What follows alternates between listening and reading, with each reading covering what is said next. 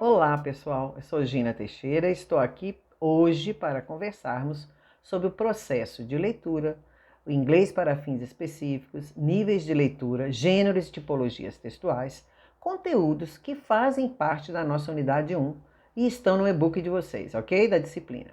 O conceito de leitura, como sabemos, é muito amplo. Em nosso e-book, ler não é somente decodificar signos linguísticos, não basta saber ler que Eva viu a uva, como diz Freire. A leitura é um processo de compreensão abrangente e envolve fatores cognitivos, sociais, emocionais, culturais, econômicos, políticos e uma dezena de outros. O inglês instrumental surge com a intenção de atender à demanda por compreensão de textos em língua inglesa. A abordagem English for Specific Purpose, que é o nome que se dá a essa proposta. É chamado ESP, inglês para fins específicos, ou seja, inglês para que fins? Para viagens, para negócios, fazer traduções, ler livros em língua estrangeira, em língua inglesa, entretenimento, música, cinema, games, entender informações na internet. Qual é o propósito? Percebe? Então, a leitura pautada em procedimentos e estratégias vão contribuir para a formação e desenvolvimento cultural, social e intelectual do aluno. Todo leitor, antes de iniciar a leitura, deve estabelecer seu objetivo em relação ao texto e, para tanto, deve levar em consideração os diferentes níveis de leitura, que variam conforme suas necessidades e interesses. Há 4 níveis de leituras: a compreensão geral, que é obtida por uma leitura rápida, feita para captar as informações genéricas de um texto. Acontece quando a gente passa os olhos rapidamente pelo texto. Para isso, o leitor deve fazer uma predição do assunto. De que se trata? O que poderá acontecer? Recorrendo a seus conhecimentos prévios linguísticos, discursivos e de mundo.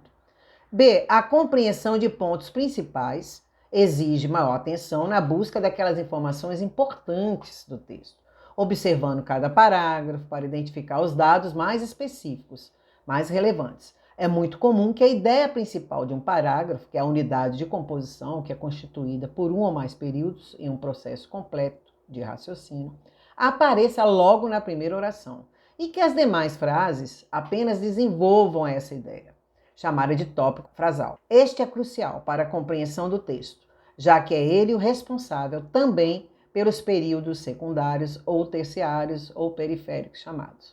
C. Compreensão detalhada é uma leitura mais profunda e cuidadosa que as anteriores. Exige uma compreensão dos detalhes do texto.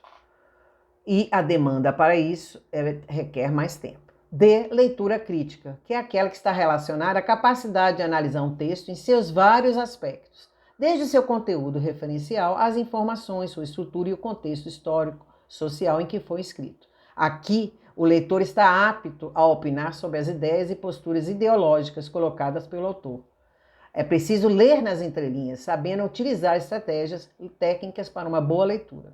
A leitura crítica deve ser estimulada desde o início do trabalho de compreensão com textos, na predição, formulação de hipóteses, envolvendo, portanto, o conhecimento prévio que cada um já traz, chamado background knowledge. Além disso, compreensão de frases e sentenças, que é chamado conhecimento linguístico. Compreensão dos argumentos do texto, dos objetivos, do contexto semântico e também envolvendo conhecimento sobre a organização textual. A textualidade é um conjunto de características que fazem com que um texto seja considerado como tal. Não apenas uma sequência de palavras e frases. Assim, podemos definir o texto como qualquer enunciado, seja ele oral ou escrito, que é usado para que a comunicação se estabeleça. Ao ler um texto, faça as seguintes perguntas: onde esse gênero circula? A quem ele serve? Qual o papel dele na sociedade?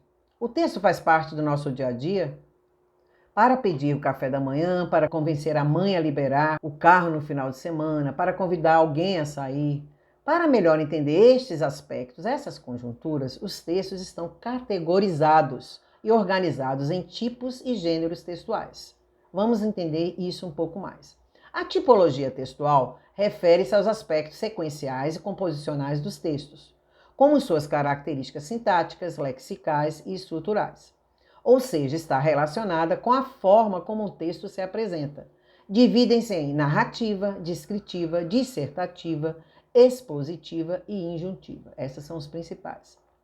O gênero textual, por sua vez, prioriza os traços comunicativos, contextuais e sociais dos textos. Suas funções sociocomunicativas são fundamentais para que a gente entenda o que seja gênero. Ou seja, exerce funções sociais específicas, pressentidas e vivenciadas pelos usuários da língua, desde as simples mensagens telefônicas e posts em redes sociais até entrevistas de empregos, artigos científicos. Todos esses são categorizados como gêneros textuais. Aprender a lidar com os diversos gêneros discursivos nos torna mais competentes e permite uma melhor comunicação em diferentes situações sociais, o que é muito importante para a atuação profissional.